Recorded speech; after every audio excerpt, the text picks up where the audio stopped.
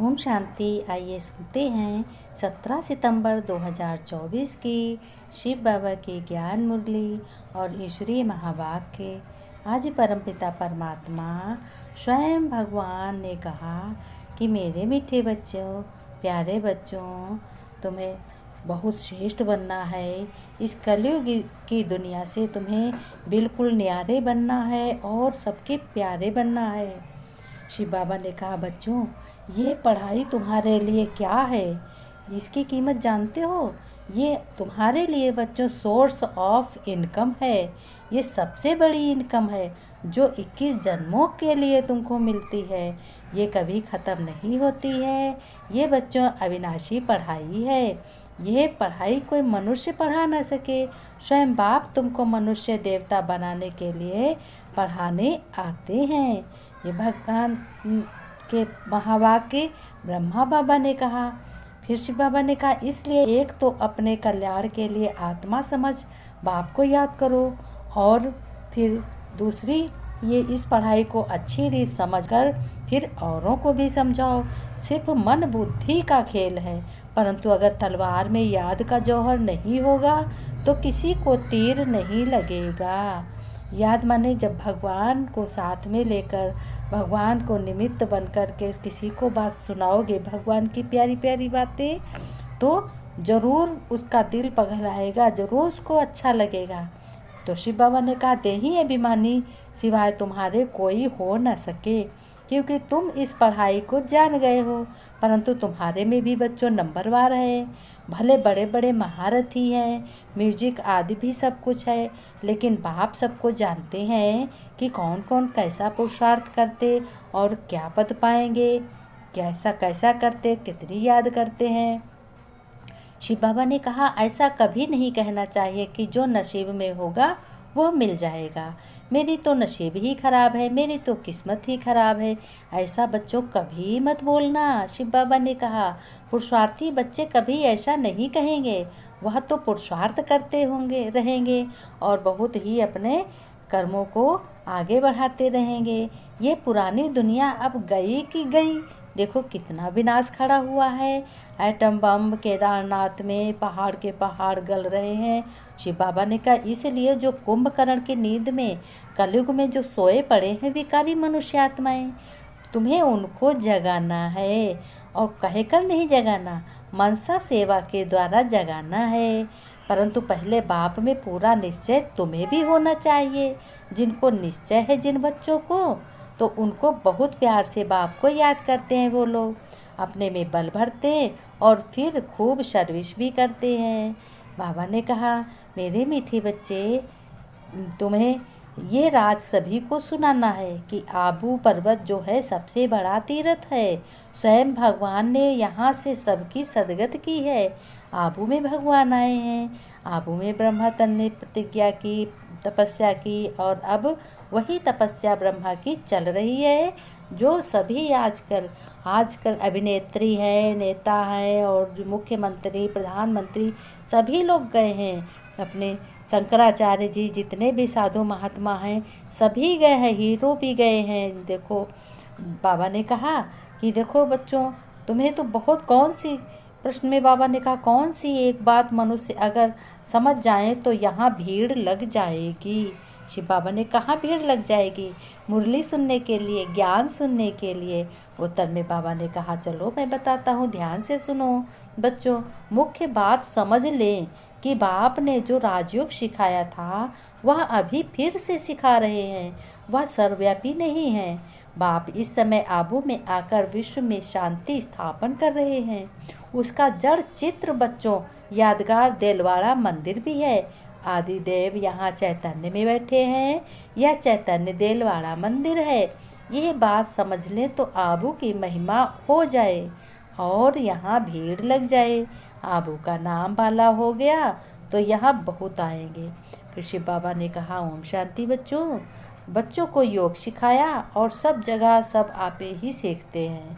सिखलाने वाला बाप नहीं होता है, कोई गुरु गोसाई सिखाता है, इसमें भगवान नहीं सिखाते। एक दो को आपे ही सिखलाते हैं। गुरु तो कह देते हैं ये मैं मंत्र दे रहा हूँ, ये किसी को बताना नहीं।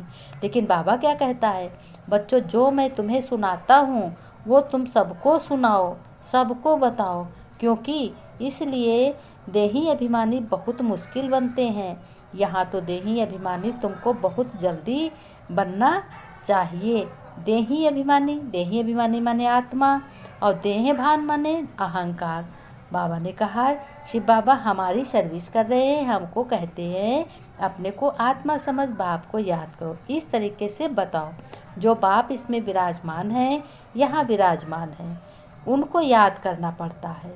बहुत बच्चे कहते हैं जिनको यह निश्चय ही नहीं है कि शिव बाबा ब्रह्मा तन द्वारा हमको सिखला रहे हैं, जैसे लोग क्या कह रहे हैं, थोड़े ही समझ जाते हैं। कहते हैं कोई ऐसे भगवान में आ जाते हैं, सुनते हैं कि सब जा रहे हैं तो चल पड़ते हैं, उनको बताते भी हैं। कहते हैं कि हम शिव बाबा पास जाते हैं, शिव बाबा स्वर्ग की स्थापना कर रहे हैं। इस ज्ञान के द्वारा जो ज्ञान सुन रहे हैं उनके आचार विचार जो भी हैं, सत्कर्म, सब सत्कर्म बनते जाते हैं। उस बेहद के बाप को याद करने से बेहद का वर्षा यानी तुम्हें भगवान का से हक मिलता है, वसीयत मिलती है। तो वह भी कह देते हैं शिव बाबा हम आपके बच्चे हैं आपके, और अच्छे बच्चे हैं, आपसे वर्षा में हम जरूर लेंगे बाबा, हक जरूर लेंगे। बेधड़क कह दो कि बाबा हमारी सारी मनोकामना पूरी करोगे, हम आपकी श्रीमत पर चलेंगे। शिव बाबा ने कहा भक्ति मार्ग में अल्पकाल के लिए पढ़ाते हैं, लेकिन बाबा क्या कहते हैं, बाबा कहते हैं ये तुम्हारी 21 जन्म की पढ़ाई है, ये खुशी खुशी पढ़ना है। शिव बाबा ने कहा ये सारे राजधानी स्थापन हो रही है, मासी का घर थोड़े ही है। बोलो स्वर्ग कहा जाता है सत्युग को, परंतु वहाँ राज्य कैसे चलता है। देवताओं का झुंड देखना हो तो आबू में चले जाओ। शिव बाबा ने कहा ये मैं तुम्हें अपना बनाता हूँ और तुम ही मेरे बन कर के मेरे ज्ञान को सुनते हो।